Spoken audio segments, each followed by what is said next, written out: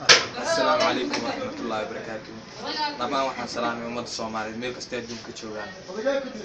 Muslimiinta aad baan u salaamay meel kasta adduunka joogaan.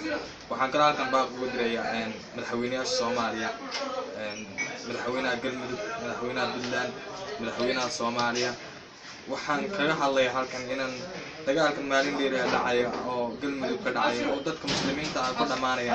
Maalin dheer waxaa dhintay ilaa 40 muslimiin oo Soomaaliya oo walaalo ah oo diris ah oo isla dhashay.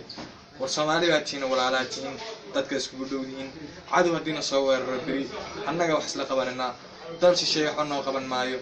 waxaan marka aan madaxweynaha baaq u dirayaa inay dagaaladan ka socdo Galmudug inay wax ka qabtaan. dhalinyaradan dhimanayso odayna meeshka ma dhiman islaana kama dhimanayso waxa dhimanaya waa dhalinyaro. dhalinyarada waa kuwii bari wadanka wax u qaban lahaa aan bari wadanka wax tari lahaa weey. haddii maanta iyagii la isku diro ay isku dhacaan oo dhalinyarada ay halkan ku dhamaato waxa adduunka wax u taraya ma jiraan, waxa adduunka wax u qabanaya ma jiraan. marka waxaan idin ka codsanayaa anoon odhanayn hibil iyo hibil ama aan qabiil u kala saarin dhammaan Soomaalida hadday arday tihiin, hadday macallimiin tihiin iyo haddii ay yihiin madaxweynaha Soomaaliya. waxaan ka codsanayaa inay dagaaladan ka socdaan Galmudug iyo dadkan ku dhamaanaya in wax ka qabtaan.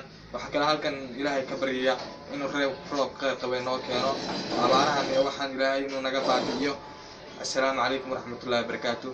caawna jimcaan u malaynaya jimca wanaagsan dhammaan akhyaarta meel kasta adduunka joogtiin.